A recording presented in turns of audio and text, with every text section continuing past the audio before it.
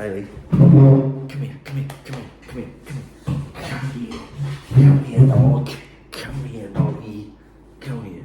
Look, it's your favorite human. It's your favorite human.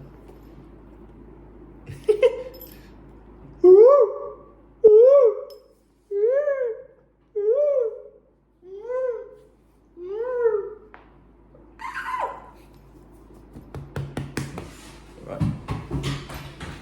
Shower. You need a shower, man. Go there. Go there.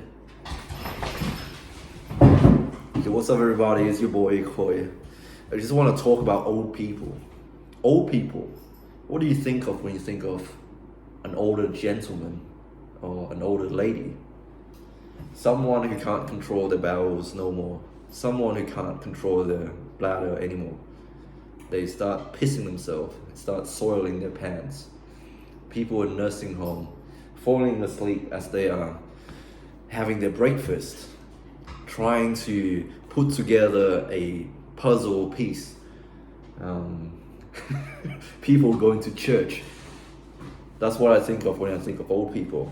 And I'm only saying this because I'm a healthcare worker, so I have to deal with that sort of stuff.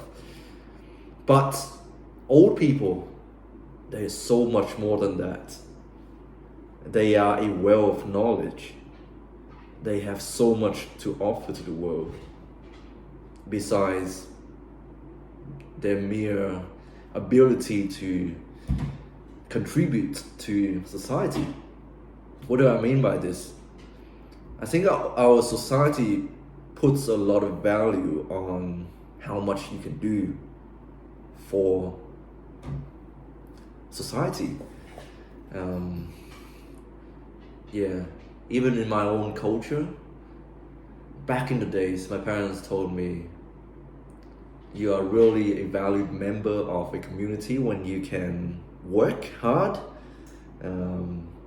or you're a good businessman, you make a lot of money, so you can provide for the community. Or if you're a farmer, you need to work hard and produce a lot of crops. But then old people, a lot of my colleagues, they are actually pretty senior people who have been working in this organization for well over 50 years. And they're not even retired yet. I mean, they should, but I don't know how long you can last for. I think you should go on to the next chapter of your life, but I digress. When people talk about old people, they're quick to put them in that box of non-productive member of society, alongside with the disabled people. Nursing homes, a lot of disabled people are put in nursing home early because they cannot work anymore. They cannot do things for themselves. That's why they need help. That's why they need people looking after them, because they can't look after themselves. But I want to share with you my fascination with people in general, and especially old people. I'm so intrigued by old people. They are like a time machine that gives me a glimpse into what it must have been like in the past. Life was very much different, and yet very similar back then. I don't know what I'm talking about. I just want to share with you, the other day when I was on my flight to Sydney, I saw an old man, and he was just sitting there. And this thought came to me, because it's so freaking amazing how old people, they can just sit there and do nothing. Because I've been a young guy all my life. I'm still a young man, so I cannot wrap my head around the idea of just sitting and doing nothing. My dad talked about this, but I didn't really get much into it. I don't really buy into this whole doing nothing thing. Maybe because I haven't earned that perspective yet. I don't really have this privilege to be sitting and doing nothing, but old people can. And it fascinates me. He was just sitting there doing nothing, not listening to music, not reading a magazine, not reading a book, not watching anything, not looking at his phone, not even talking. He's not doing anything. He was just staring straight ahead, as if he was seeing something that I couldn't see.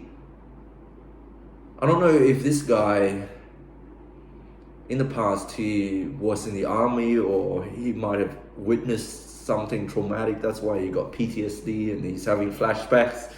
I don't really know, but it's just fascinating how he can just sit there and do nothing.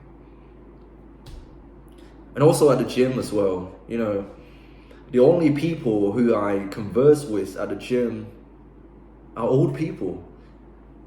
It's funny because they are so out of it, yet they are so in tune with what is going on around them. Their bodies might not be working optimally, but yet they're so in tune with what is going on around them. And our conversations, they're not profound or anything, they're not meaningful, but it's this meaningless chit-chatting that is so meaningful to me. It's the fact that they are in tune to my presence. They are acknowledging that, hey, he's there. He's another human being.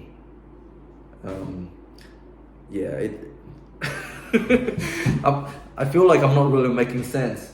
But the only people that I talk to at the gym are old people, because everybody else, young people, young professionals, they just want to get in, get the workout done, and then leave. So they just put on this headphone.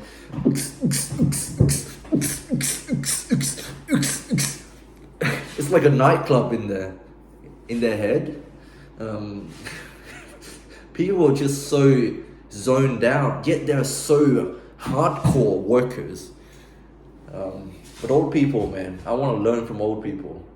They might not necessarily be the biggest guys in the gym, but they are the oldest. They've been around this earth for the longest, and I want to learn from them, because I want to be around when I'm old as well. I want to still be lifting weights. I don't got to lift heavy ass weights or look massive. Yeah, my dad, he's a senior. Sorry, Dad, if you're watching, but I have so much respect for him, so much admiration, because he's still exercising. He might not be squatting as heavy as me, he might not be benching 2 plates or whatever, but he's still out there, he's still moving, he's still working around the house, helping my mom in the garden and stuff like that. And yeah, anyways, this video is getting long. If you're still watching, I hope you understand what I'm trying to say.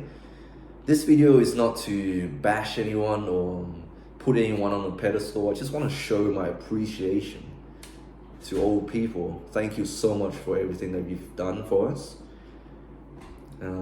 I just want to show my appreciation to you guys. You might not be the most productive member of society. You might not be working anymore. You might not be doing any back-breaking labor, but you are still a source of wisdom, and new knowledge, new experiences can still be gained every day, every time that I see an old person and I talk to them. So go out there and show your appreciation to your seniors. As always, stay strong, God bless, I love you all, and I'll speak to you next time. Peace.